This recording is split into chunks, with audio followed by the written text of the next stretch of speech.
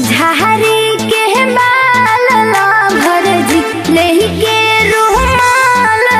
भर जी सखी के बहरतिया में 10 बजे रातिया में होई जाए माला तो कि हंसी के हाथवा में सुना सहेली टाइजर घोस के ओई हाथ मास्क कस के हो हाथवा में सुना सहेली टाइजर घोस के ओई हाथ मास्क कस के हो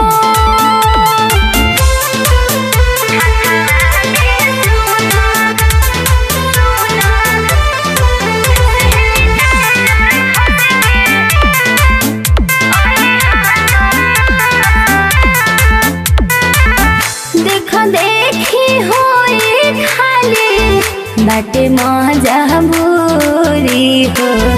सखी जने बता बाटे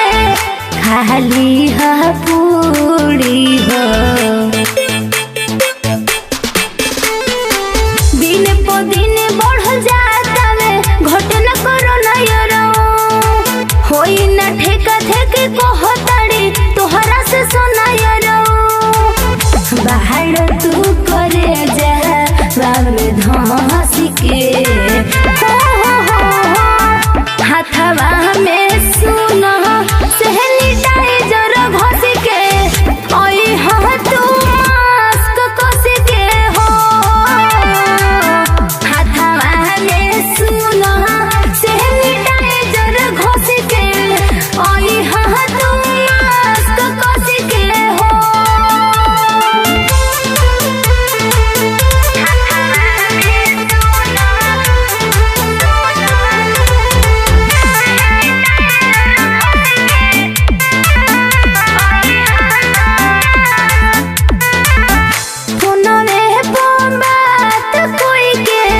मन के महनावे के बा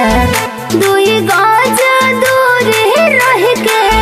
बोले बहतियावे के बा